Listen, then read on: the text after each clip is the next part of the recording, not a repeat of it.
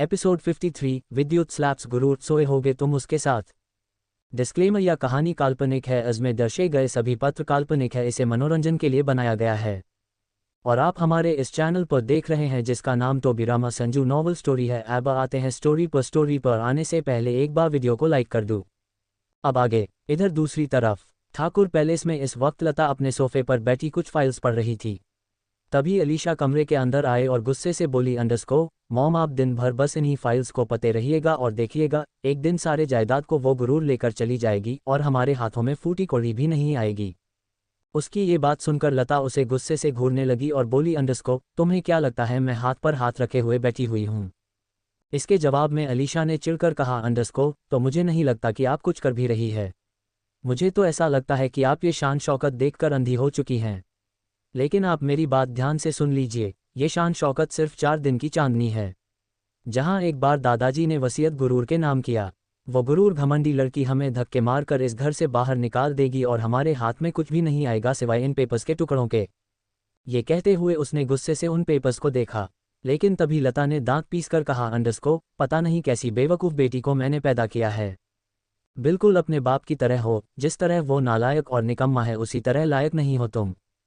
किसी लायक नहीं हो तुम। सब कुछ मुझे ही करना पड़ता है और तुम्हें क्या लगता है तुम्हें विद्युत किसी हलवे की तरह मिल जाएगा जिससे तुम आसानी से पालोगी? तुम भी मेरी बात कान खोल कर सुन लो, विद्युत वालिया को पाना इतना आसान नहीं है। इसके लिए तुम्हें भी स्ट्रैटेजी बनानी पड़ेगी और सबसे बड़ी बात, विद्युत गुरूर का पति है और मुझे नहीं लगता गुरूर कभी विद्युत को खुद से दूर जाने देगी या तुम्हें उसके पास आने देगी। मैंने पता किया है, उसके घर में विद्युत की एक बचपन की दोस्त वैदेही रहती है। आए दिन गुरूर और वैदेही की लड़ाइयाँ होती रहती हैं। वैदेही हमेशा विद्युत के करीब जाने की कोशिश करती है, लेकिन गुरूर हमेशा वैदेही को नीचे दिखा देती है, इसलिए वैदेही भी कुछ नहीं कर पाई। तो हम तो वैसे भी अभी अभी उससे मिले हैं। मुझे नहीं लगता कि तुम कुछ भी कर पाओगी। अपनी माँ की ये सारी बात सुनकर अलीशा बौखलाते हुए बोली, माँ बस कीजिए आप मेरी माँ नहीं बल्कि दुश्मन है। आपकी बेटी होने से पहले मैं मर क्यों नहीं गई? तभी इसी के साथ गुस्से से लता ने उसके ऊपर हाथ उठा दिया और अलीशा रोने लगी। अचानक से लता ने अपने हाथ पीछे खींची और जल्दबाजी के साथ बोली, अलीशा बेटा, मुझे माफ़ कर दो। मैं तुम पर हाथ नहीं उठाना चाहती थी, लेकिन तुम बहुत ज़्यादा आगे बढ़ गई हो। तुम मेरी इज्जत नहीं करती, तुम हर वक्त मुझसे बहस करती रहती हो, जबकि तुम्हें नहीं पता मैं जो कुछ भी करूं तुम्हारे लिए ही कर रही हूं। मैंने क्या क्या नहीं किया तुम्हारे बाप को इस समाज में ऊपर उठने के लिए, लेकिन तुम सब मेरा साथ देने की बजाय हमेशा मुझे ही सुनते रहते हो। तुम्हें पता भी है इस वक्त मैं तुम्हारा ही काम कर रही थी। मैं विद्युत के बारे में ही पता लगा रही थी और ये सारी जानकारी मुझे अपने आदमी से ही मिली है। उसने ही बताया है कि अभी फ़िलहाल के लिए विद्युत और गुरूर का रिश्ता इतना अच्छा नहीं है, इसलिए अगर हम उन्हें अलग करना चाहे तो कर सकते हैं। लेकिन तुम मेरी बात सुनने के बजाय उसे उल्टा मुझ पर इल्ज़ाम लगा रही हो। प्लीज़ बेटा मुझे माफ़ कर दो। ये कहते हुए लता आगे बढ़ी और वो अलीशा को अपने सीने से लगा लेती है तो अलीशा और भी ज़्यादा रोने लगी। इधर दूसरी तरफ मंदिर में जैसे ही वो लड़की गुरूर के तरफ मुड़ी, गुरूर उस लड़की को देखकर शॉक्ड रह गई और दूसरी ही पल वो अपने कदम पीछे लेते हुए बोली, तुम। वही सामने खड़ी नव्या भी गुरूर को देखकर हैरान थी और वो भी हैरानी के साथ बोली, आप। वो दोनों ही अब एक दूसरे के आमने सामने थी और इस वक्त दोनों के चेहरे पर हैरानी थी और दोनों ही एक दूसरे की शक्ल को बस एक तक देखी ही जा रही थी। तभी गुरूर ने तुरंत अपने चेहरे को छुआ और नव्या के चेहरे को गौर से देखते हुए बोली, ये तो बिल्कुल मेरा ही चेहरा है। तो वही नव्या ने भी अपना सर हिलाते हुए कहा, वाकई आपका चेहरा बिल्कुल मेरे चेहरे जैसा है। तभी सब हमें देखकर धोखा खा जाते हैं, पर क्या आप ही गुरूर है? उसके मुंह से अपना नाम सुनते ही गुरूर और भी ज़्यादा हैरान हो गई और दूसरे ही पर उसने हैरानी के साथ कहा, लेकिन तुम्हें मेरा नाम कैसे पता चला? ये सुनते ही नव्या ने हैरानी के साथ कहा, पर आप यहाँ क्यों आए हैं? मैं तो यहाँ मिस्टर विद्युत से मिलने के लिए आई थी। क्या वो आपके साथ ही आए हुए हैं? अगर वो यहाँ है तो वो कहाँ है? जैसे ही नव्या ने मिस्टर विद्युत का नाम लिया, अचानक से गुरूर के चेहरे की सारी हैरानी गायब हो गई और दूसरे ही पल वो गुस्से के साथ बोली, तो वो तुम हो जिसने विद्युत को यहाँ मिलने के लिए बुलाया था? ये सुनकर नव्या ने अपना सर धीरे से हाँ में हिलाते हुए कहा, हाँ मैं ही मिस्टर विद्युत से मिलने के लिए यहाँ आई थी। तभी गुरूर ने गुस्से के साथ कहा, कौन हो तुम? और तुम मेरे पति से क्यों मिलना चाहती हो? क्या तुम उन्हें फंसाने की कोशिश कर रही हो? क्योंकि तुम्हारी शक्ल मेरी जैसी है। कहीं तुम विद्युत को पाना तो नहीं चाहती अपने शक्ल का झांसा देकर? ये सुनते ही नव्या हैरान हो गई और वो तुरंत अपना सर ना में हिलाते हुए बोली अंडरस्को नहीं गुरूर आप गलत समझ रही है। ऐसा कुछ भी नहीं है, बल्कि मैं तो उनका ही काम कर रही हूँ। तभी गुरूर ने दांत पीसते हुए कहा अंडरस्को कौन सा काम कर रही हो तुम विद्युत का? और ऐसा कौन सा काम है जो विद्युत में मुझे नहीं बताया? और तुम मेरी हमशक्ल कैसे हो सकती हो? ये कहते हुए वो आगे बढ़ी और नव्या के चेहरे को अपने हाथों में पकड़ और उसके चेहरे को इधर उधर करके घुमाकर गौर से देखने लगी। उसे अभी भी यकीन नहीं हो रहा था कि वह बहू लड़की सामने खड़ी थी। तभी नव्या ने धीरे से हिचकिचाते हुए कहा अंडरस्को गुरूर प्लीज़ मुझे छोड़िए। देखिए मुझे खुद भी नहीं पता कि मैं कैसे आपकी शक्ल की तरह दिखती हूँ, पर यही सच है मैं और आप दोनों एक जैसे हैं, पर सिर्फ शक्ल से, बाकी हमारा कैरेक्टर बिल्कुल अलग है।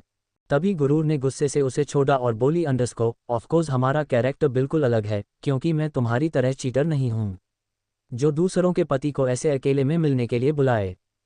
ये सुनते ही नव्या की आंखें बड़ी हो गई। उसे समझ आ गया कि गुरूर में उसे गलत समझा है। उसने तुरंत अपना सर ना में हिलाते हुए कहा अंडरस्को देखिए गुरूर मैं आपको सारी बातें समझाऊंगी, पर अभी मैं आपको कुछ भी नहीं बता सकती।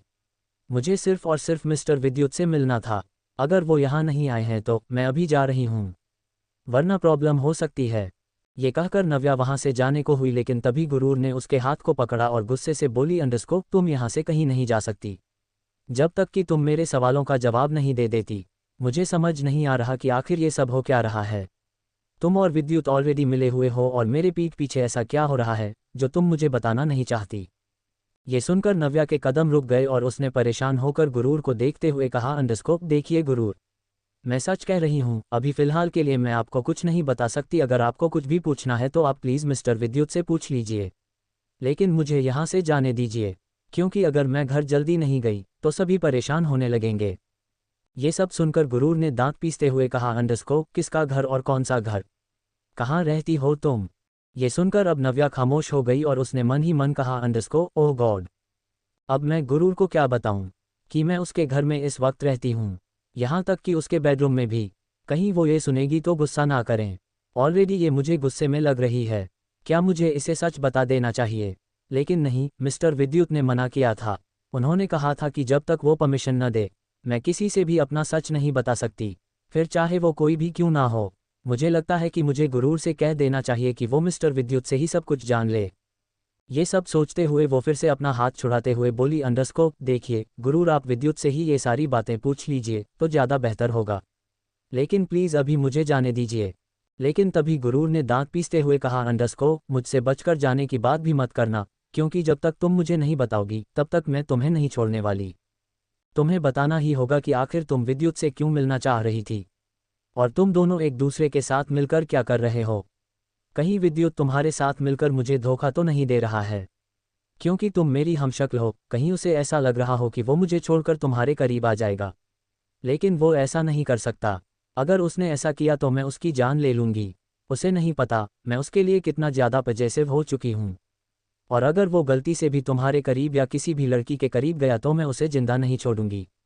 ये सारी बातें नव्या बस हैरानी के साथ सुने जा रही थी और तभी उसके चेहरे पर एक हल्की सी स्माइल के साथ उसने गुरूर को देखते हुए कहा अंडरस्को मुझे लगता है आप मिस्टर विद्युत से बहुत ज़्यादा प्यार करती हैं। ये सुनते ही गुरूर के भाव बदल गए और उसने गुस्से के साथ कहा अंडरस्को इससे तुम्हें मतलब नहीं होना चाहिए, तुम बस अब मेरी बातों का जवाब दो। लेकिन फिर से नव्या ने अपना सर ना में हिलाते हुए कहा अंडरस्को सॉरी, पर मैं अभी आपकी बातों का कोई जवाब नहीं दे सकती। अभी के लिए बस आप इतना जान लो कि आपके पति आपको धोखा नहीं दे रहे हैं, बल्कि वो एक तरह से अच्छे इंसान है। इसलिए प्लीज़ मुझे जाने दीजिए। ये कहकर वो फिर से वहाँ से जाने को हुई, लेकिन दूसरे पल गुरूर ने गुस्से के साथ चिल्लाते हुए कहा अंडरस्को मैंने कहा ना, तुम बिना मुझे जवाब दिया नहीं जा सकती। साफ साफ बताओ तुम दोनों मिलकर क्या कर रहे हो मेरे पीठ पीछे? ये सुनकर एक बार फिर से नव्या के कदम रुक गए। अब उसे समझ नहीं आया कि वो गुरूर की बातों का क्या जवाब दे, और अभी वो कुछ बोल पाती उससे पहले ही एक गुस्से भरी आवाज़ आए अंडरस्को तुम यहाँ क्या कर रही हो? उस आवाज़ को सुनते ही नव्या और गुरूर दोनों ही एक साथ मंदिर के गेट के तरफ देखने लगे, जहाँ इस वक्त विद्युत आंखों में ब्लैक गॉगल्स लगाए ब्लैक सूट में खड़ा था। विद्युत के चेहरे पर कोई भी एक्सप्रेशन नहीं थे और वो गुरूर को ही घूरे जा रहा था।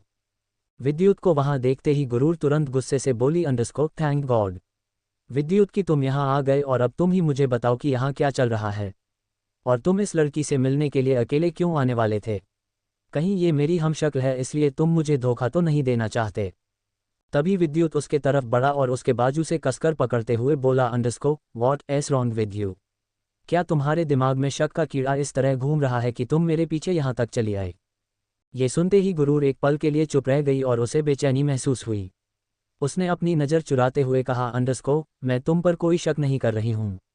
बस मैं तो जानना चाहती थी कि ये लड़की कौन है और तुम इससे मिलने के लिए क्यों आ रहे थे। तभी विद्युत में एक गुस्से भरी नज़रों से नव्या को देखा। नव्या विद्युत की गुस्से भरी नज़रों को खुद पर पाते ही तुरंत हकलाते हुए बोली, अंडरस्को मिस्टर विद्युत, मुझे माफ़ कर दीजिए, मेरा कोई इंटेंशन नहीं था कि मैं आपकी बीवी के नज़रों के सामने आऊँ, बल्कि मैं तो यहाँ आपको न्यूज़ देने आई थी क्योंकि मुझे जल्द से जल्द मुंबई भी जाना है। मैंने आपसे बताया था ना, इसलिए प्लीज़ आपको जो भी करना है अब जल्दी से कीजिए जिससे कि कल शाम तक मैं यहाँ से मुंबई जा पाऊँ। तभी विद्युत ने सर्द आवाज में कहा, अंडरस्को तुम जा सकती हो अभी के अभी यहाँ से। ये सुनते ही नव्या हैरान हो गई और वो हैरानी के साथ बोली, अंडरस्को क्या वाकई में मैं अभी यहाँ से मुंबई वापस जा सकती हूँ?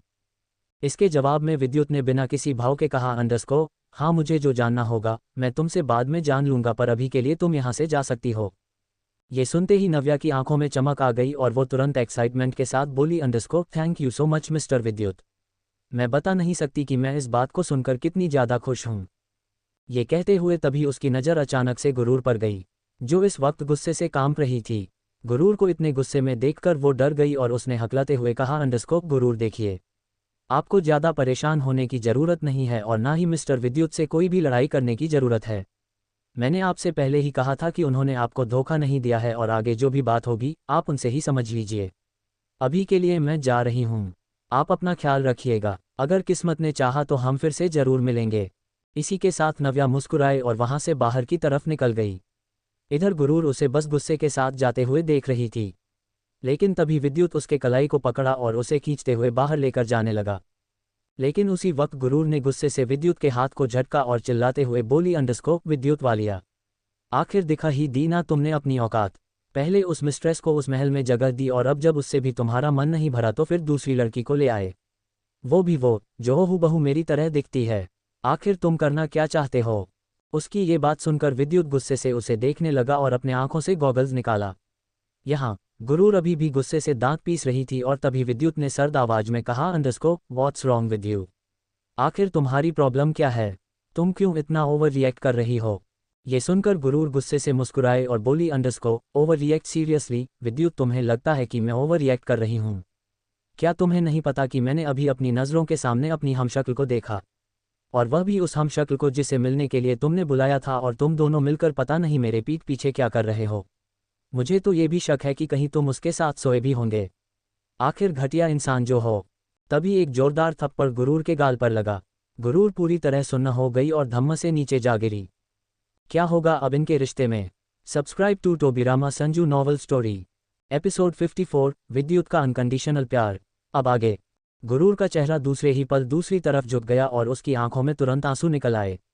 वो हैरानी के साथ विद्युत को देखने लगी, तो वहीं विद्युत गुस्से से अपने हाथ को नीचे खींचा और दांत पीसते हुए बोला, अंडरस्को अगर तुमने एक बार भी मेरे कैरेक्टर पर उंगली उठाई तो मैं तुम्हें जान से मार डालूंगा। तभी गुरूर ने सिसकते हुए हैरानी के साथ कहा, अंडरस्को विद्युत क्या तुमने वाकई मेरे ऊपर हाथ? ये कहते रहते उसके आवाज़ उसके गले में घुट कर रह गई और उसकी आंखों से लगातार आंसू बहने लगे। तो वहीं विद्युत गुस्से के साथ चिल्लाते हुए बोला, अंडरस्को क्योंकि तुम इसी लायक हो। इसी के साथ वो गुरूर को वहीं छोड़कर बाहर निकल गया और इधर गुरूर उसे इस तरह जाते देख और भी ज़्यादा रोने लगी और रोते हुए बोली, अंडरस्को विद्युत ये तुमने ठीक नहीं किया, तुमने मेरे ऊपर हाथ उठाकर सही नहीं किया। विद्युत तुम बहुत बुरे हो, मैं तुम्हें माफ़ नहीं करूंगी, तुमने बहुत गलत किया है। आई हेट यू विद्युत, आई हेट यू। अभी तक मेरे डैड मुझ पर हाथ उठाते थे और अब तुम भी मुझ पर हाथ उठा रहे हो। तुम बहुत बुरे हो विद्युत, आई रियली हेट यू, मैं तुमसे अब नफरत करती हूँ। ये कहते हुए वो जोर जोर से रोने लगी। यहाँ दूसरी तरफ नव्या इस वक्त कार में थी। उसने अपना फ़ोन उठाया और मुस्कुराते हुए बोली, अंडरस्को फाइनली मैं झूठी पहचान से आज फ्री हो गई हूँ और अब मैं अपने असलियत में आ चुकी हूँ, जो मैं असल में हूँ, और अब मुझे जल्द से जल्द शौर्य से बात करना होगा क्योंकि मुझे यहाँ से अब निकलना होगा। ये कहते हुए उसने डायरेक्ट शौर्य के पास कॉल डायल किया और एक ही रिंग में उधर से कॉल पिक हुआ और इधर से नव्या कुछ कहती है उससे पहले ही शौर्य ने गुस्से के साथ कहा, अंडरस्को कहाँ हो तुम इस वक्त, और इतने वक्त बाद तुमने मेरे पास कॉल किया? क्या तुम्हें लगता है तुम मुझसे दूर भागकर मुझे बच पाओगी? नव्या एक बार तो मेरे काबू में आ जाओ। उसके बाद मैं तुम्हें बताऊंगा कि शौर्य सिंह राठौर की कैद से भगाने का क्या अंजाम होता है। उसकी ऐसी गुस्से भरी आवाज़ सुनकर नव्या डरने के बजाय गहरी सांस ली और मुस्कुराते हुए बोली, अंडरस्को I really miss you Shaurya. अचानक से शौर्य की आवाज़ आनी बंद हो गई। वो इस वक्त सीयूज केबिन में था और सोफे से उठकर खड़ा हो गया और हैरानी के साथ बोला, अंडरस्को क्या वाकई तुमने मुझे मिस किया है? पर इस वक्त तुम हो कहाँ? और तुम्हारी हिम्मत कैसे ही मेरी कैद से भागने की? मैंने तुमसे कहा था ना कि तुम मुझसे दूर नहीं जाओगी, फिर तुम क्यों गई? तभी नव्या ने मुस्कुराते हुए कहा, अंडरस्को शौर्य मैं तुम्हारे पास आ रही हूँ। मैं मुंबई आ रही हूँ और अब प्रॉमिस करती हूँ मैं तुम्हारी कैद से कभी नहीं भागूंगी, बल्कि अब मैं सिर्फ और सिर्फ तुम्हारी कैद में तुमसे बंद कर रहना चाहूंगी।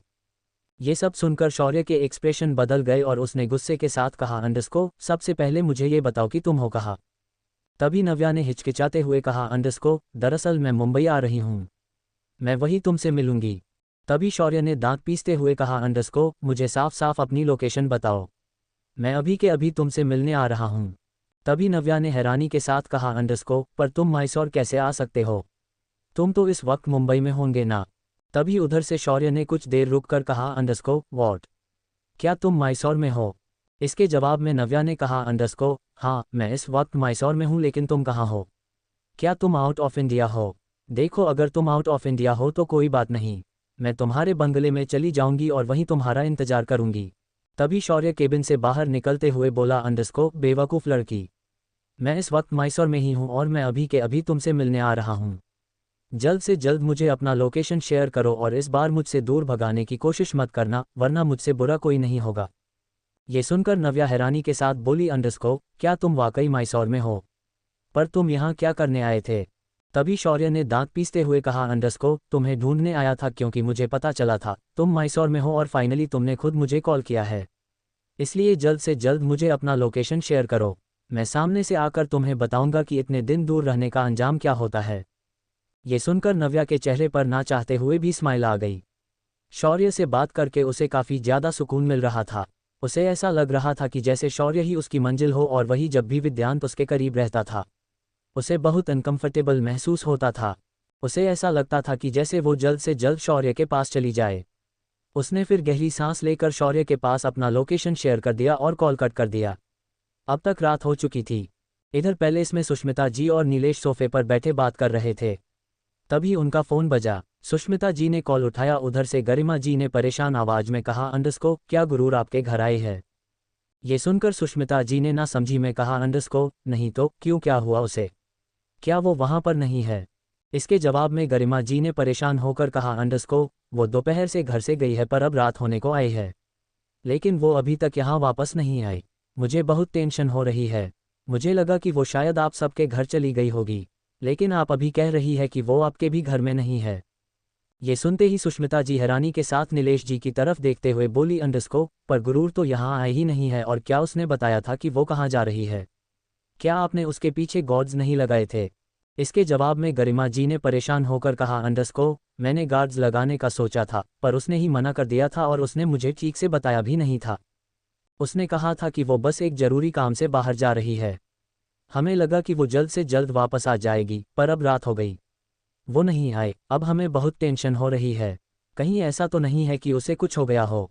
वैसे भी हमारे दुश्मनों की कमी नहीं है और हम तो कुछ ही दिनों में उसे ठाकुर खानदान का वारिस भी अनाउंस करने वाले थे। कहीं इसकी वजह से दुश्मनों ने तो कुछ नहीं कर दिया? तभी ये सुनते ही सुष्मिता जी ने तुरंत कहा, अंडरस्को नहीं नहीं, ऐसा कुछ भी नहीं हुआ होगा। आप अच्छी बातें सोचिए, अच्छा होगा, और आप फिक्र मत कीजिए। मैं अभी विद्युत के पास कॉल करती हूँ और उससे पूछती हूँ।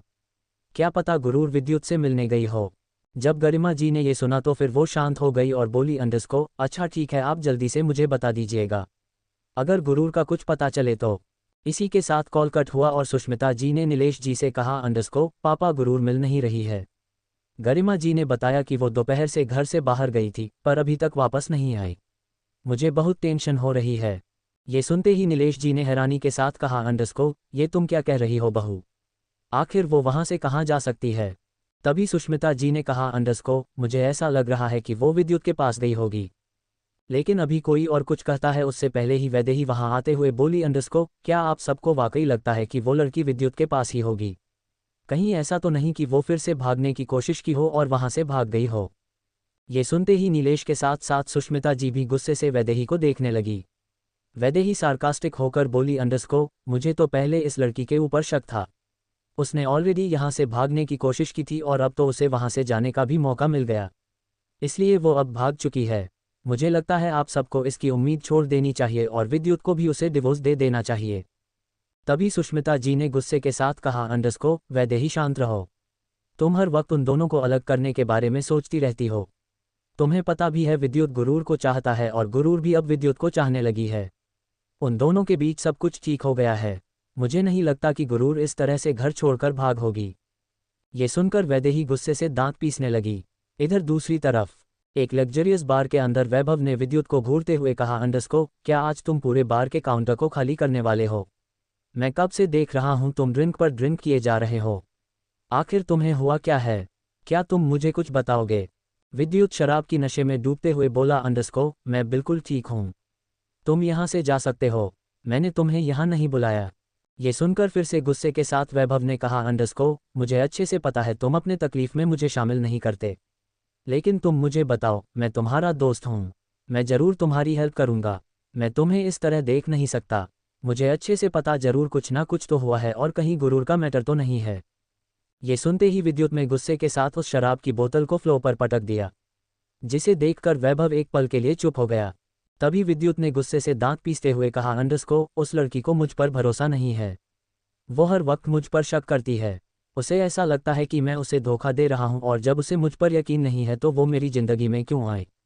आखिर क्यों उसने मेरे करीब आने की कोशिश की? क्यों उसने मेरे दिल के साथ खेला? क्यों किया उसने ऐसा? विद्युत के चिल्लाने से आसपास मौजूद सभी लोग उसे देखने लगे और वही ये देखकर वैभव ने तुरंत विद्युत को देखकर अपना सर हिलाया और विद्युत को शांत करते हुए बोला, अंडरस्को, विद्युत, यहाँ पर सभी हैं और सभी तुम्हें ही देख रहे हैं। तुम पहले शांत हो जाओ और शांति से मुझे बताओ कि आखिर बात क्या है। जहां तक मुझे पता है कि जरूर तुम्हारे और गुरूर के बीच कोई बड़ी लड़ाई हुई है और मुझे ऐसा लगता है कि कहीं सबके पीछे वैदेही तो नहीं है। तभी गुस्से के साथ विद्युत उसके कॉलर को पकड़ते हुए बोला, अंडरस्को, उस लड़की को मुझ पर कभी भरोसा ही नहीं था।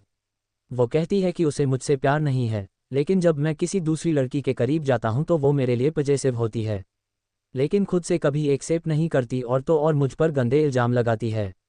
मैं ऐसे इल्जाम को उसके मुंह से हरगिज नहीं सुनूंगा। मैं उसे हमेशा के लिए छोड़ दूंगा।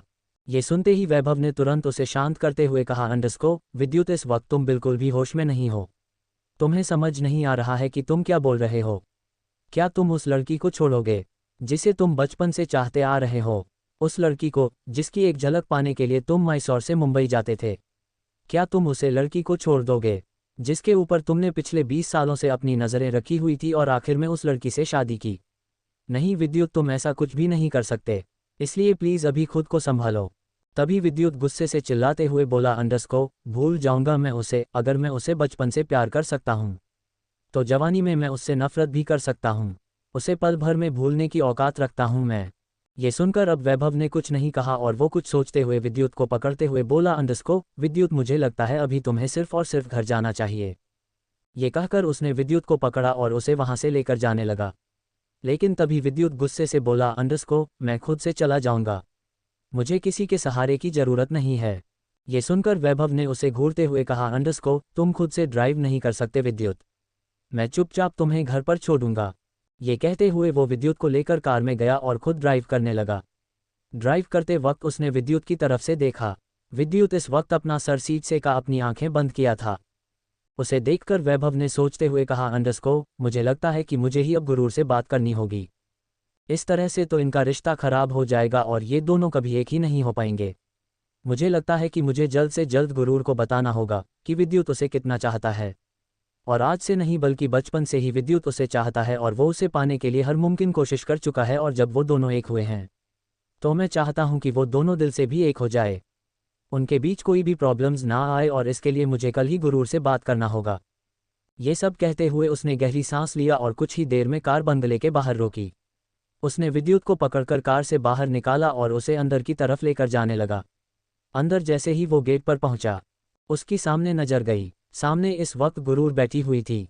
गुरूर को देखते ही वैभव अपनी जगह रुक गया और वहीं विद्युत गुस्से से बोला, अंडरस्को, मुझे इस लड़की से दूर लेकर जाओ। मुझे इस लड़की की शक्ल भी नहीं देखनी। ये कहकर वो वापस जाने लगा। लेकिन गुरूर ने जब विद्युत को ऐसी हालत में देखा तो वो उसकी तरफ बढ़ी। इस वक्त उसकी आंखें बेहद लाल थी। उसे देखकर ऐसा लग रहा था जैसे वो काफ़ी ज़्यादा रोई हो और उसके चेहरे पर अभी भी थप्पड़ के निशान थे। वो जब वैभव के पास आई तो उसने गुस्से के साथ वैभव से विद्युत के हाथ को पकड़ा और अपनी तरफ खींचने लगी। फिर विद्युत गुस्से से उसे देखने लगा और फिर गुरूर ने वैभव से कहा अंडरस्को थैंक यू विद्युत को यहाँ लाने के लिए, अब आप जा सकते हैं। ये कहकर वो विद्युत को सोफे की तरफ लेकर जाने लगी, लेकिन तभी वैभव की नज़र गुरूर के गालों पर गई। गुरूर के गालों पर पड़े उंगलियों को निशाना देखते ही वैभव हैरानी के साथ बोला अंडरस्को गुरूर, क्या विद्युत ने तुम पर हाथ उठाया? ये सुनते ही गुरूर के कदम रुक गए और दूसरे ही पल उसकी आंखों में फिर से आंसू आ गए। क्या होगा अब आगे? Subscribe to Tobirama Sanju novel story. Episode 55 पागल कर दिया नशे में बहकना। अब आगे। गुरूर की आंखों में आंसू आ गए थे, लेकिन वो बिल्कुल खामोश रही और उसने कुछ नहीं कहा। लेकिन तभी वैभव आगे आए और वो तुरंत गुरूर को ध्यान से देखते हुए बोला अंडरस्को गुरूर मुझे साफ साफ बताओ, क्या वाकई विद्युत ने तुम पर हाथ उठाया है? तभी गुरूर ने गुस्से के साथ कहा अंडरस्को ये हमारा पर्सनल मैटर है, आपको बीच में आने की कोई ज़रूरत नहीं है। ये सुनकर वैभव ने कहा अंडरस्को ये कोई पर्सनल मैटर नहीं है, अगर विद्युत ने तुम्हारे ऊपर हाथ उठाया तो उसने बहुत गलत किया है, वो ऐसा नहीं कर सकता तुम्हारे साथ। गुरूर ने गुस्से के साथ कहा अंडरस्को मैंने कहा ना कि ये हम दोनों के बीच का मैटर है, इसमें मैं किसी दूसरे को बोलने की इजाज़त नहीं देती, आप प्लीज़ यहाँ से चले जाए। ये कहते हुए उसने फिर से विद्युत को पकड़ते हुए सोफे पर बिठाया। विद्युत नशे की हालत में पूरी तरह डूबा हुआ था और वो सोफे से अपना सर टिकाकर अपनी आंखें बंद कर लिया। तभी वैभव आगे आया और उसने गुरूर के चेहरे को पकड़कर अपनी तरफ घुमाया। ये देखकर गुरु ने गुस्से के साथ कहा अंडरस्को मैंने कहा ना, मैं बिल्कुल ठीक हूँ, आप चले जाइए यहाँ से, मुझे किसी की ज़रूरत नहीं है। दूसरे ही पल वैभव ने गुस्से से अपने हाथों की मुठ्ठियाँ बनाते हुए कहा अंडरस्को विद्युत ने ठीक नहीं किया, उसे तुम पर हाथ नहीं उठाना चाहिए था, और तुम्हें पता है विद्युत पिछले 3 घंटे से लगातार शराब पी रहा है। मुझे असिस्टेंट ने कॉल करके बुलाया, तब मैं इसके पास इसे लेने के लिए आया। मुझे समझ नहीं आता आखिर तुम दोनों के बीच ऐसा क्या हुआ जो ये इस तरह से शराब पिए जा रहा था। इसके जवाब में गुरूर ने गुस्से के साथ कहा अंडरस्को ये मेरी गलती है क्योंकि मैं इसी लायक हूँ। सुन लिया आपने, अब जाइए यहाँ से। तभी वैभव ने गहरी सांस लेते हुए कहा अंडरस्को मुझे अच्छे से पता है कि जरूर तुम दोनों के बीच कोई बहुत बड़ी लड़ाई हुई है, लेकिन वो क्या मुझे नहीं पता, पर मैं चाहता हूं कि जो भी है जल्द से जल्द तुम दोनों एक दूसरे के बीच सब कुछ ठीक कर लो, क्योंकि मैं नहीं चाहता कि तुम दोनों के बीच कोई भी प्रॉब्लम हो और तुम दोनों के बीच में प्रॉब्लम होने से कोई तीसरा फ़ायदा उठाएगी और तुम उस तीसरे को अच्छी तरीके से जानती हो। ये सुनते ही गुरूर तुरंत वैभव को देखने लगी, तो वैभव ने अपना सर हिलाते हुए कहा अंडरस्को हाँ, मैं वैदेही की बात कर रहा हूँ, तुमने बिल्कुल ठीक सोचा है। गुरूर ने दांत पीसते हुए कहा अंडरस्को मैं उस वैदेही को कभी हम दोनों के बीच नहीं आने दूंगी। इसके जवाब में वैभव ने गहरी सांस लेकर कहा अंडरस्को मुझे अच्छे से पता है तुम कभी विद्युत के करीब वैदेही को नहीं आने दोगी, क्योंकि भले ही तुम अपने मुंह से ना कहो, लेकिन मैंने तुम्हारी आंखों में विद्युत के लिए फिक्र और प्यार देखा है और इसी फिक्र और प्यार की वजह से तुम वैदेही को हमेशा हमेशा के लिए विद्युत से दूर कर पाओगी। लेकिन याद रखना वैदेही कोई मामूली लड़की नहीं है, वो बहुत शातिर है और वो कुछ ना कुछ जरूर करेगी विद्युत को पाने के लिए, इसलिए विद्युत का ध्यान रखना। ये कहते हुए उसने एक नज़र विद्युत को देखा और फिर वहां से चला गया। गुरूर उसकी सारी बातें बस खामोशी के साथ सुन रही थी और फिर वो विद्युत की तरफ मुड़ी। विद्युत अभी भी आंखें बंद किए बैठा हुआ था। गुरूर उसके पास आए और उसके टाई को खोलने लगी, लेकिन तभी विद्युत ने उसके हाथ को पकड़ लिया और बिना आंखें खोले बोला अंडरस्को दूर हो जाओ मुझसे। ये सुनते ही गुरूर रुक गई और वो वापस अपना हाथ छुड़ाते हुए बोली अंडरस्को विद्युत छोड़ो मुझे, तुम इस वक्त होश में नहीं हो और तुम्हारी हालत भी पूरी तरह खराब है। ये कहते हुए उसने विद्युत के टाई को उसके गर्दन से अलग कर दिया और फिर वो उसके शर्ट की बटन को खोलने लगी। तभी विद्युत ने अपनी आंखें खोली और उसे गौर से देखते हुए बोला अंडरस्को क्यों आए मेरी जिंदगी में तुम, आखिर क्यों मेरी जिंदगी में आकर मुझे इस तरह पागल बनाया तुमने। ये सुनते ही गुरूर रुक गई और वो गुस्से से विद्युत को देखते हुए बोली अंडरस्को मैं तुम्हारी जिंदगी में नहीं आई विद्युत, तुम आए थे मेरी जिंदगी में, तुमने मुझसे ज़बरदस्ती शादी की, तुम ज़बरदस्ती मेरे करीब आए, मैंने तो कभी तुम्हें चाहा ही नहीं था। तभी विद्युत आगे बढ़ा और उसके गर्दन को कसकर पकड़ते हुए सोफे पर गिराया और उसके ऊपर आते हुए बोला अंडरस्को ओह रियली, मैं आया था तुम्हारे करीब, क्या तुम भूल गई जब लिफ्ट में हमारी मुलाकात हुई थी, तब वो पहली मुलाकात थी जब तुमने मेरे करीब आने की कोशिश की थी। उस वक्त मैंने तुम्हें रोकने की कोशिश की, मैंने तुमसे कहा था कि इस करीबी का अंजाम आगे चलकर बहुत बुरा होगा, लेकिन फिर भी तुम नहीं रुकी और मेरे करीब आए और इस कदर मुझे दीवाना बना दिया कि तुम्हारी एक एक बातों का असर सीधे मेरे दिल पर होता है। पागल हो रहा हूं मैं तुम्हारे लिए, क्या तुम्हें समझ नहीं आ रहा है? ये कहते हुए विद्युत गुस्से से चिल्लाया। वहीं गुरूर ये सब सुनकर बिल्कुल शॉक रह गई। उसे समझ नहीं आया कि वो किस तरह रिएक्ट करें और तभी उसने गहरी सांस लेकर विद्युत को खुद से दूर करते हुए कहा, अंडरस्को विद्युत तुम अभी होश में नहीं हो। तुम्हें समझ नहीं आ रहा कि तुम क्या बोल रहे हो क्या नहीं? पहले मैं तुम्हारे लिए हैंगओवर सूप बनाती हूँ, तुम हैंगओवर सूप पी लो, उसके बाद तुम सो जाओ, हम कल सुबह बात करेंगे। ये कहते हुए वो विद्युत को दूर करने लगी, लेकिन विद्युत वापस से उसे अपनी बाहों में भरते हुए बोला, अंडरस्को मैं बिल्कुल ठीक हूँ। तुम्हें क्या लगता है मैं नशे में हूँ? ये सुनकर गुरूर उसे घूरते हुए बोली, अंडरस्को ऑफ कोर्स तुम नशे में हो, अगर तुम नशे में ना होते तो ऐसी बातें ना बोलते, इसलिए छोड़ो मुझे और दूर हो जाओ मुझसे। लेकिन उसी वक्त विद्युत ने उसके होठों को देखते हुए कहा, अंडरस्को मैं नशे में नहीं हूँ, लेकिन मुझे एक गर्मी महसूस हो रही है और इस गर्मी को तुम्हारे होंठ ही अब सुकून पहुंचा सकते हैं, मुझे अपने होंठ दे दो। ये कहते हुए वो नीचे झुका और जबरदस्ती उसके होठों को अपने होठों में ले लिया। गुरूर उसे कंधे से पीछे करते हुए बोली, अंडरस्को विद्युत तुम होश में नहीं हो, छोड़ो मुझे। लेकिन विद्युत जबरदस्ती उसके होठों पर किस करने लगा। गुरूर लगातार उसे दूर किए जा रही थी, लेकिन विद्युत उसे छोड़ने के बजाय उसके और भी ज़्यादा करीब आने लगा और अब वो काफ़ी ज़्यादा उसके ऊपर हावी होने लगा। गुरूर लगातार स्ट्रगल कर रही थी, लेकिन अब उसे ऐसा एहसास हुआ जैसे स्ट्रगल करने का कोई मतलब नहीं था। वो गुस्से से विद्युत को देखने लगी और मन ही मन बोली, अंडरस्को विद्युत अगर तुम नशे में ना होते तो अभी के अभी मैं तुम्हें धक्के मारकर खुद से दूर कर देती, लेकिन अफसोस इस वक्त तुम नशे में हो, मैं चाहकर भी तुम्हें खुद से दूर नहीं कर सकती, लेकिन मैं तुम्हें इस तरह खुद के साथ ज़बरदस्ती करने भी नहीं दे सकती। ये कहते हुए उसने झटके के साथ विद्युत के कॉलर को पकड़ा और उसे एकदम से अपने नीचे कर दिया। विद्युत अब सोफे पर था और गुरूर उसके ऊपर थी। विद्युत उसे अपनी लाल आंखों से एकटक देखते हुए बोला, अंडरस्को तुम पागल कर रही हो मुझे, मैं पूरी तरह पागल हो जाऊंगा तुम्हारे पीछे, क्यों कर रही हो मेरे साथ ऐसा, क्यों मुझ पर शक करती हो, क्यों तुम्हें ऐसा लगता है कि मैं तुम्हें छोड़कर दुनिया के हर लड़की को चाहता हूँ, क्यों तुम्हें मुझ पर यकीन नहीं होता, क्यों तुम हमेशा मुझ पर गंदे इल्ज़ाम लगाती हो, क्या वाकई तुम मुझसे प्यार नहीं करती, क्या वाकई? इसके आगे अभी विद्युत आगे कुछ कह पाता उससे पहले ही दूसरे ही पल गुरूर ने उसे कॉलर से पकड़कर अपने करीब खींची और उसके होठों को अपने होठों से ब्लॉक कर दिया। विद्युत रुक गया और गुरूर गुस्से से विद्युत को किस करने लगी। देखते ही देखते गुरूर की किस पैशनेट हो गई और वो और भी ज़्यादा उसे गहराई से चूमने लगी। कुछ ही पलों में गुरूर जल्दबाजी के साथ विद्युत के शर्ट की बटन खोलने लगी, तो वहीं विद्युत भी मदहोशी के साथ उसके गर्दन और गले पर किस करने लगा। वहाँ हॉल का माहौल पूरी तरह इंटेंस हो गया था और उसी वक्त में जो किचन से बाहर निकल ही रही थी। ये सब देखकर वो अपनी जगह रुक गई, उसका चेहरा पूरी तरह लाल हो गया। वो तुरंत हड़बड़ी और जल्दी से उसने हाल की लाइट्स बंद करके सीधे वहाँ से बाहर अपने क्वार्टर की तरफ निकल गई। इधर लाइट बंद होते ही विद्युत ने इस हालत में गुरूर को अपनी आगोश में ले लिया।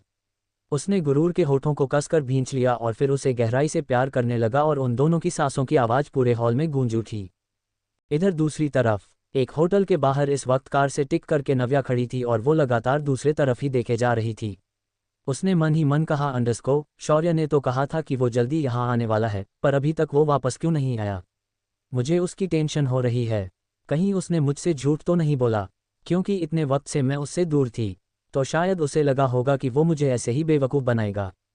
अभी नव्या ने इतना ही कहा था कि तभी एक गुस्से भरी आवाज़ आए, अंडरस्को क्या तुमने मुझे अपनी तरह समझ रखा है, जो बिना बताए ऐसे भाग जाओगी और वापस आने के बारे में भी नहीं सोचोगी? ये बात सुनते ही नव्या चौंक गई और दूसरे ही पल वो तुरंत पीछे मुड़ी।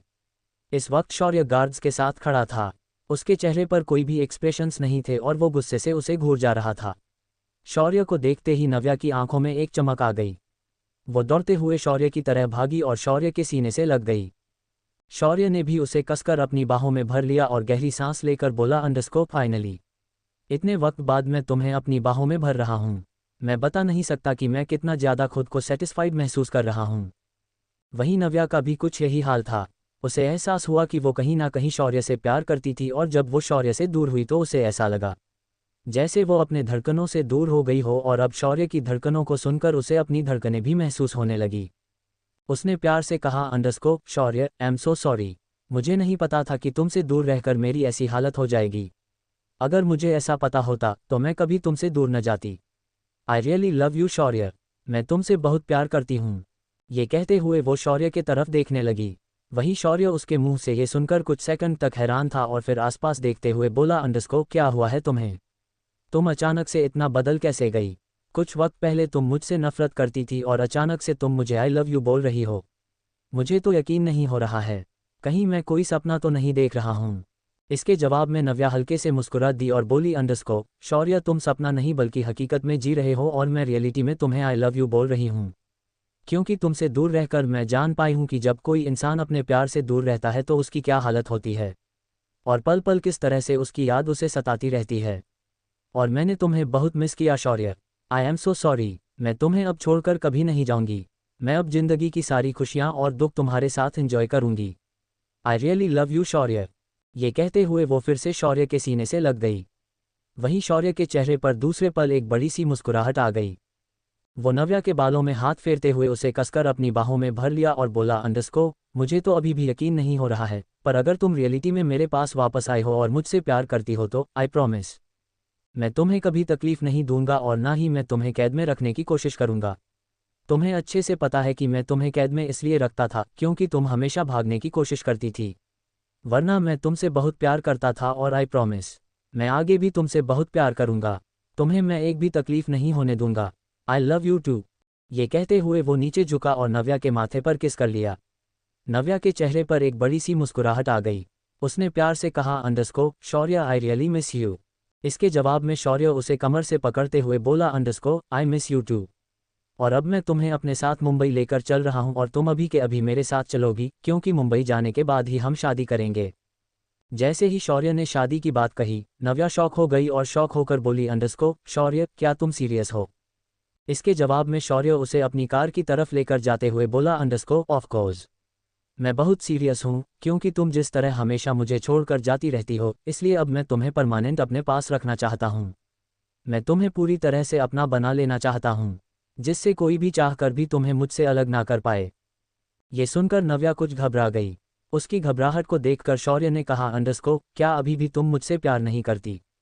क्या अभी भी तुम पीछे हटने की कोशिश कर रही हो? ये सुनते ही नव्या ने तुरंत शौर्य को देखा। कहीं ना कहीं उसने अपने मन में सोच, ऑलरेडी वो विधांत मेरे पीछे पड़ा हुआ है, पता नहीं वो मुझसे क्या चाहता है, और अब अगर मैं शौर्य को शादी के लिए हाँ नहीं बोला तो फिर शायद मैं फिर से प्रॉब्लम में फंस जाऊंगी, और अगर एक बार मैंने शौर्य से शादी की तो शायद सारी प्रॉब्लम खुद सॉल्व हो जाएगी और फिर वो विधांत मुझे कभी पाने की कोशिश नहीं करेगा और सब कुछ बहुत अच्छा हो जाएगा। हाँ, मुझे शौर्य से शादी कर लेनी चाहिए। इसी के साथ नव्या आगे बढ़ी और एक्साइटमेंट के साथ शौर्य के सीने से लगते हुए बोली, शौर्य, मैं बहुत ज़्यादा खुश हूँ। फाइनली अब हमारी शादी होगी और मैं तुमसे मुंबई जाने की तुरंत बाद ही शादी करूंगी। फिर हमें चाहे कोर्ट के थ्रू ही शादी क्यों न करना पड़े। ये सुनते ही आप शौर्य के चेहरे पर भी मुस्कुराहट आ गई। उसने उसके गाल पर किस की और उसे अपने कार की तरफ बढ़ते हुए बोला, आई एम रियली हैप्पी। और अगर तुम यही चाहती हो, तुम यही करेंगे। हम कल ही कोर्ट जाकर शादी कर लेंगे। इसी के साथ शौर्य नव्या को लेकर सीधे मुंबई के लिए निकल गया। Subscribe to Tobirama Sanju novel story. Episode 56, तुम सिर्फ विद्युत वालिया की हो। अब आगे। अगली सुबह गुरूर की आंखें खुली और उसने खुद को विद्युत की बाहों में पाया। उसने धीरे से अपना सिर ऊपर की तरफ उठाया तो उसकी नज़र विद्युत की बंद आंखों पर गई। विद्युत को देखकर गुरूर कुछ सेकंड तक उसे ऐसे ही देखती रही और फिर उसने अपनी आंखें बंद कर ली। आंखें बंद करते ही उसके जहन में कल की सारी बातें आने लगी। कल की बातों को सोचकर उसने हल्का सा अपना सर वापस से घुमाया और वो फिर से विद्युत को घूरने लगी। इस वक्त उसके चेहरे पर थकान साफ दिखाई दे रही थी। उसका छोटा सा चेहरा लाल पड़ा हुआ था। उसने ब्लैंकेट के अंदर खुद की बॉडी को देखकर उसने अपनी आंखें बंद की और गहरी सांस लेते हुए बोली, नशे की हालत में विद्युत को झेलना मेरे लिए बहुत मुश्किल है। ये कहते हुए वो इस तरह विद्युत की बाहों में पूरी तरह निढाल हो गई और उसके लगभग 15 मिनट बाद विद्युत ने अपनी आंखें खोली और उसकी नज़र सीधे अपने बाहों में मौजूद गुरूर पर गई। गुरूर को कुछ सेकंड तक विद्युत घूरता रहा और फिर उसने अपनी आंखें बंद की। दूसरे पल उसने तुरंत गुरूर से दूर हुआ और ब्लैंकेट को हटाकर उसने गुरूर को देखा।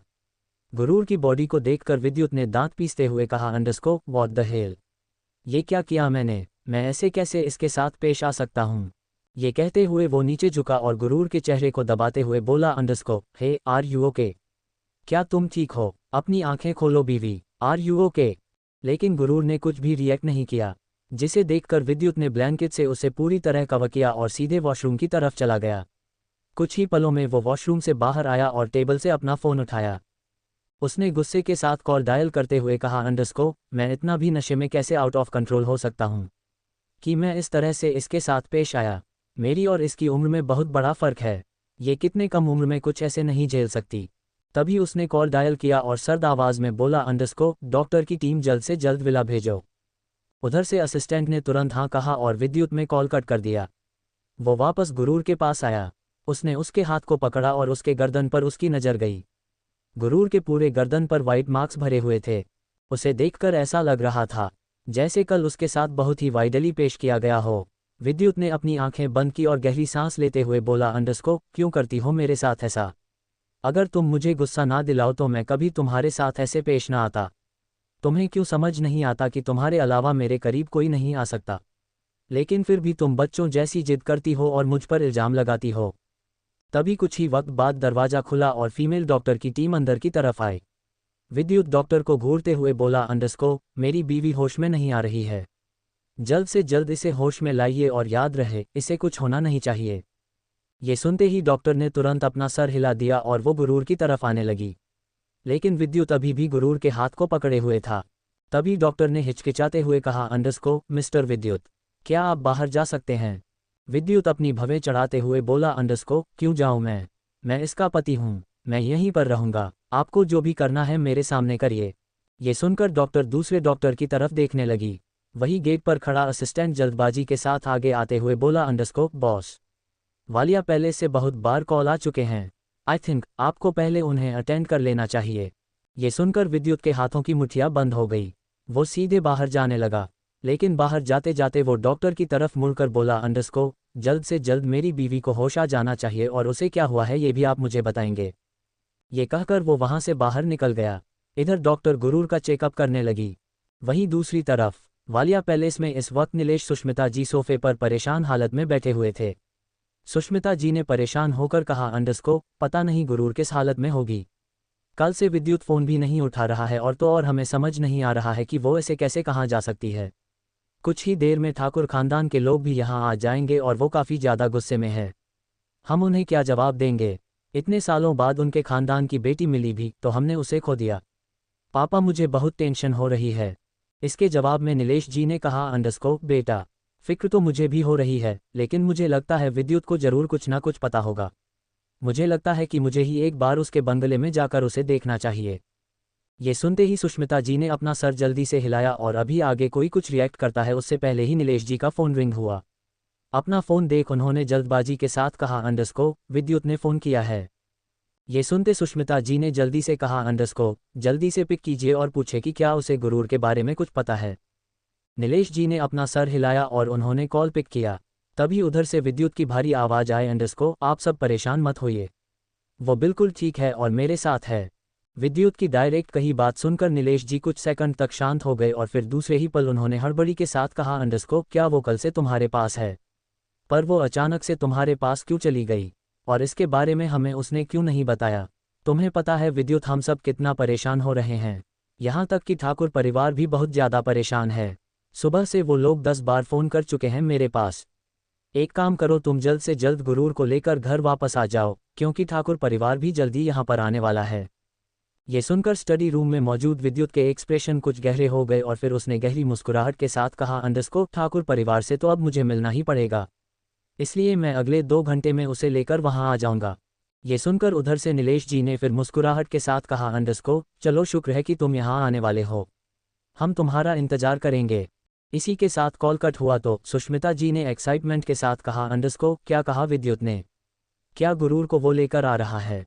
इसके जवाब में नीलेश जी ने कहा, अंडरस्को हाँ वो गुरूर को कुछ देर में यहाँ लेकर पहुँच जाएगा, तुम जाकर उनके लिए कुछ हेल्दी नाश्ता बना दो। ये सुनकर सुष्मिता जी मुस्कुराए और चैन की सांस लेते हुए बोली, अंडरस्को अब मुझे खुशी हो रही है कि गुरूर ठीक है और विद्युत के पास है, वरना अभी तक मैं बहुत टेंशन में थी। मैं अभी जाकर उन दोनों के लिए अच्छा सा कुछ खाने को बनाती हूँ। ये कहकर वो वहाँ से सीधे किचन की तरफ बढ़ गई। इधर विद्यांत के कमरे में गुस्से के साथ टेबल 2 टुकड़े में हो गया और देखते ही देखे उसने उस कमरे में तोड़फोड़ शुरू हो गई। विद्यांत गुस्से से फ्लोपोर्ट को जमीन पर पटकते हुए बोला, अंडरस्को तुम मुझे छोड़कर ऐसे नहीं जा सकती, तुम्हारी कोई औकात नहीं है विद्यांत वालिया को बीच रास्ते में छोड़कर जाने का। तुम्हें क्या लगता है तुम इस तरह मुझे छोड़कर जाओगी और मैं तुम्हें आसानी से जाने दूंगा? नव्या सिंह, तुमने अभी मेरा असली चेहरा नहीं पता, तुम सिर्फ मेरी हो और तुम्हें मैं अपना बनाकर रहूंगा। फिर चाहे तुम किसी भी बिल में चूहे की तरह छुपा कर क्यों ना बैठी हो। ये कहते हुए विद्यांत ने गुस्से के साथ सोफे पर एक जोर की लात मारी तो सोफा दूर जा गिरा और उसकी आंखों में खून उतर आया। इधर दूसरी तरफ करीब 15 मिनट बाद डॉक्टर कमरे से बाहर निकले। गेट पर ही विद्युत खड़ा उन्हें घूरते हुए बोला, अंडरस्को कैसी है मेरी बीवी। इसके जवाब में डॉक्टर ने हिचकिचाते हुए कहा, अंडरस्को दरअसल जब कल रात आप दोनों के बीच इंटीमेसी हुई थी तो उस वक्त वो काफ़ी ज़्यादा कमज़ोर थी और आपने उनके साथ बहुत रूडली बिहेव किया था। इस वजह से वो आपको टॉलरेट नहीं कर पाए और बेहोश हो गई, और वैसे भी उनकी इंटरनल बॉडी काफ़ी ज़्यादा कमज़ोर है। उन्हें बहुत ज़्यादा केयर की ज़रूरत है। सबसे ज़्यादा उन्हें इंटरनली ठीक रहना है। मैंने उनके लिए डाइट चार्ट रेडी किया है। जल्द से जल्द वो आपको मिल जाएगा और कुछ ही देर में उन्हें होश भी आ जाएगा। आप उनका ख्याल रखिएगा और मैंने एक ऑइंटमेंट दिया है, उसे आप उनकी बॉडी पर अप्लाई कर दीजिएगा, जिससे वो ठीक हो जाएंगी। पर हाँ, हो सके तो आप लगभग 2 या 3 दिनों के लिए उनसे फिजिकल रिलेशन ना बनाएं, वही उनके इंटरनल बॉडी के लिए अच्छा होगा। ये सुनकर विद्युत ने अपने हाथों की मुठ्ठियां बना ली और उसने बिना किसी भाव के बोला, अंडरस्को आप यहाँ से जा सकती हैं और जल्द से जल्द मुझे डाइट चार्ट मिल जाना चाहिए। ये सुनकर डॉक्टर ने अपना सर हिला दिया और फिर असिस्टेंट डॉक्टर को लेकर वहाँ से चला गया। विद्युत अंदर आया। उसकी नज़र गुरूर पर गई, जो अभी भी गहरी नींद में सो रही थी। वो उसकी तरफ बढ़ा और उसके पास बैठ गया। उसने उसे ध्यान से देखते हुए कहा, अंडरस्को मैंने तुम्हें पहले ही वॉर्न किया था कि मुझे इतना गुस्सा मत दिलाना कि तुम उस गुस्से को झेलने लायक ना रहो। पर शायद तुम्हें मेरी बातें समझ नहीं आती। तुम्हें लगता है कि मैं बहुत अच्छा इंसान हूँ, पर तुम्हें नहीं पता मैं बहुत बुरा हूँ। इतना बुरा कि मैं खुद के सगे माँ बाप का भी नहीं हुआ। इसी के साथ विद्युत के एक्सप्रेशन काफ़ी ज़्यादा खतरनाक हो गए और वो गुरूर को गुस्से से देखने लगा।